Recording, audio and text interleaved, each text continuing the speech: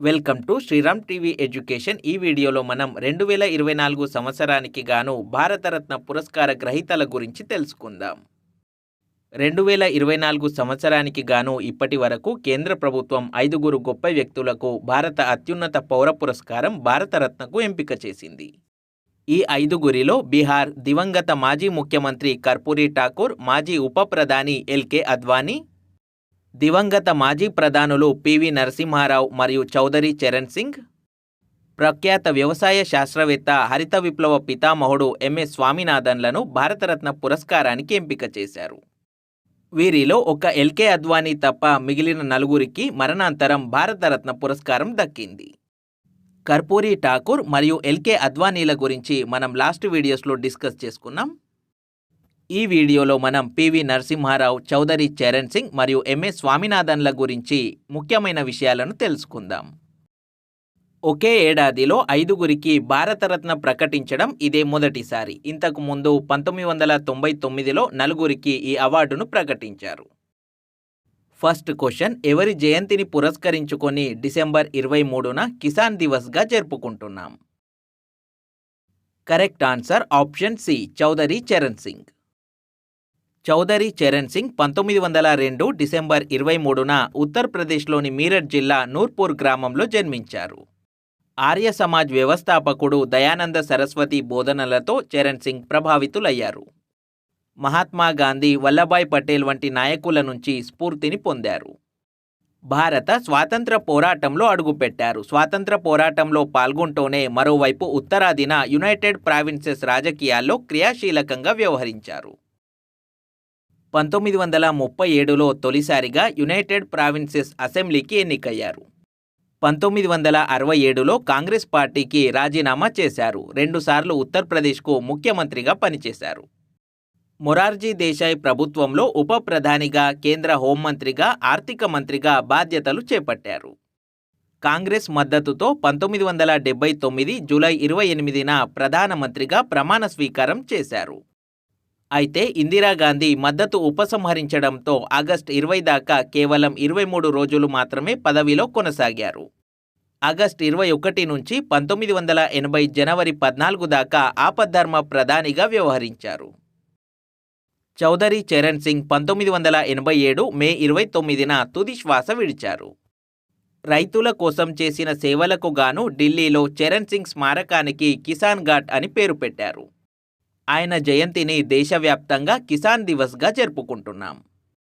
చౌదరి చరణ్ సింగ్ భారతదేశానికి 5వ ప్రధానిగా 1979 జూలై 28 నుంచి 1980 జనవరి 14 వరకు కొనసాగారు.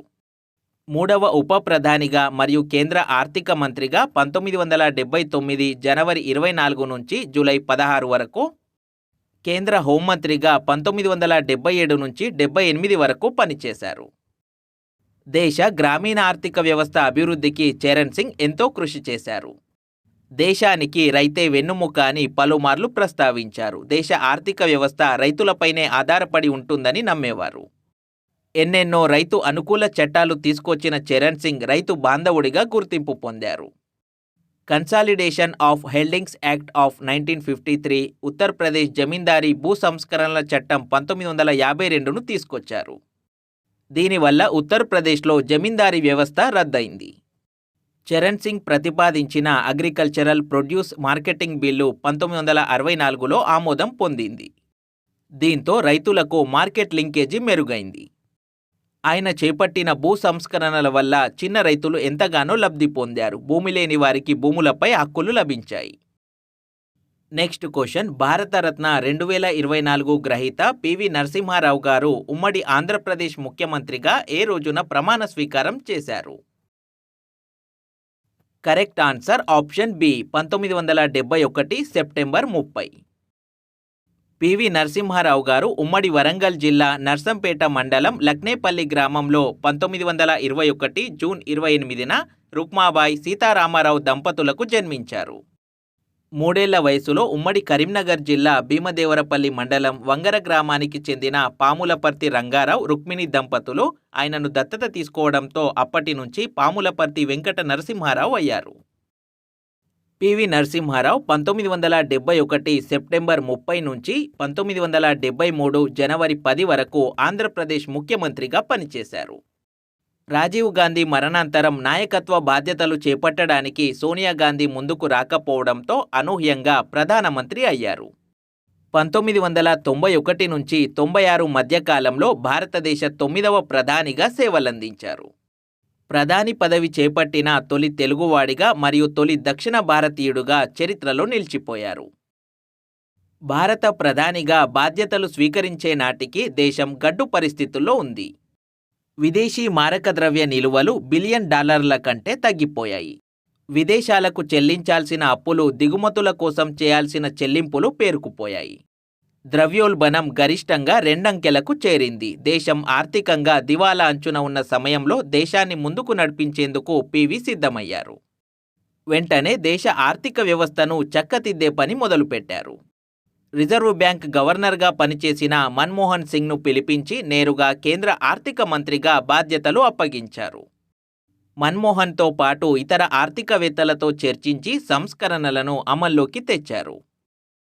ఎగుమతులు పెరిగి విదేశీ మారక ద్రవ్యం సమకూరేందుకు వీలుగా రూపాయి విలువను తగ్గించారు. తాను ప్రధాని బాధ్యతలు స్వీకరించిన నెలలోనే రిజర్వ్ బ్యాంకు వద్ద ఉన్న బంగారం నిల్వలను బ్యాంక్ ఆఫ్ ఇంగ్లాండ్లో తాకట్టు పెట్టి $400 మిలియన్ రుణం తెచ్చారు. కొత్త పారిశ్రామిక విధానాన్ని ప్రకటించారు. విదేశీ పెట్టుబడులకు తలుపులు తెరిచారు. లైసెన్సుల విధానాన్ని సరళీకృతం చేశారు. అన్ని రంగాల్లో ప్రభుత్వ సంస్థల గుత్తాధిపత్యాన్ని తగ్గిస్తూ ప్రైవేటు సంస్థల స్థాపనకు అవకాశం కల్పించారు. నెక్స్ట్ క్వశ్చన్, భారతరత్న 2024 గ్రహీత పివి నరసింహారావు గారికి ఏ నవలకు గాను కేంద్ర సాహిత్య అకాడమీ అవార్డు లభించింది? కరెక్ట్ ఆన్సర్ ఆప్షన్ సి, సహస్ర ఫన్. పివి నరసింహారావు గారి ఆత్మకథ పేరు ది ఇన్సైడర్. తెలుగులో లోపలి మనిషి పేరుతో అనువాదమైంది. అయోధ్యలో బాబ్రీ మసీదు విధ్వంసం నాటి పరిణామాలు, కరసేవపై అయోధ్య 6 డిసెంబర్ 1992 అనే పుస్తకాన్ని రాశారు. తెలంగాణ సాయుధ పోరాట నేపథ్యంలో 1949లో గొల్లరామవ్వ అనే నవలను రచించారు. విశ్వనాథ సత్యనారాయణ తెలుగులో రాసిన 1000 పడగలు నవలను సహస్రఫన్ పేరుతో పివి హిందీలోకి అనువదించారు. ఈ పుస్తకానికి పివికి ఉత్తమ అనువాద గ్రంథంగా కేంద్ర సాహిత్య అకాడమీ అవార్డు లభించింది. మరాఠీ రచయిత హరినారాయణ్ ఆప్టే రాసిన నవల పన్ లక్షత్ కోన్ గేతోను అబల జీవితం పేరుతో తెలుగులోకి అనువదించారు. పివి నరసింహారావు 2004 డిసెంబర్ 23న మరణించారు. సరిపడా పంటల ఉత్పత్తి లేక ఆకలితో అలమటిస్తున్న మన దేశానికి అన్నం పెట్టిన అరుదైన శాస్త్రవేత్త, హరిత విప్లవ పితామహుడు స్వామినాథన్కు కేంద్ర ప్రభుత్వం భారతరత్న పురస్కారం ప్రకటించింది. దేశం ఆహార ధాన్యాలను దిగుమతి చేసుకునే స్థాయి నుంచి పంటల ఉత్పత్తిలో స్వయం సమృద్ధి సాధించి ఇప్పుడు విదేశాలకు ఎగుమతి చేసే స్థాయికి ఎదిగిందంటే అదంతా ఎంఎస్ స్వామినాథన్ చలవే. హరిత విప్లవం, నూతన వంగడాలు, ఆధునిక వ్యవసాయ విధానాలతో దేశాన్ని అన్నపూర్ణగా మార్చారు.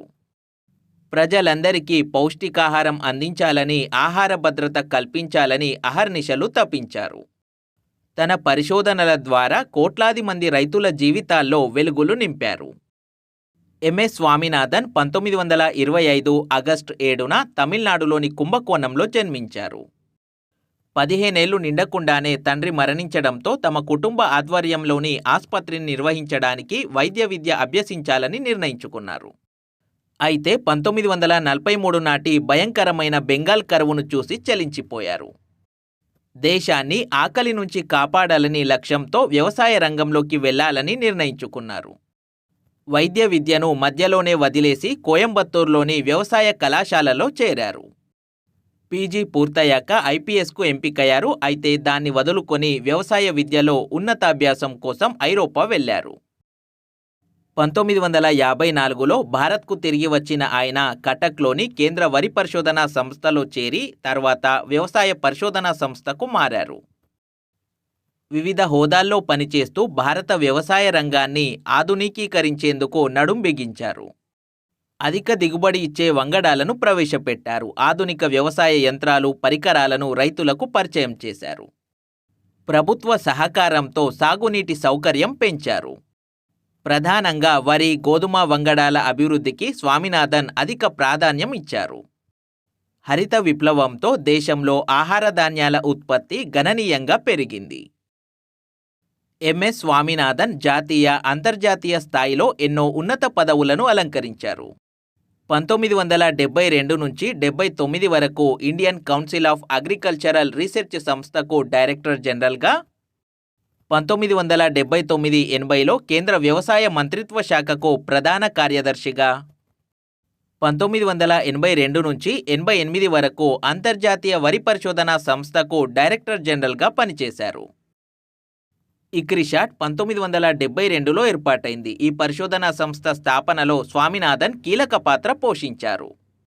1972 నుంచి 80 వరకు ఆయన ఇక్రిషాట్ గవర్నింగ్ బోర్డు వైస్ చైర్మన్గా వ్యవహరించారు.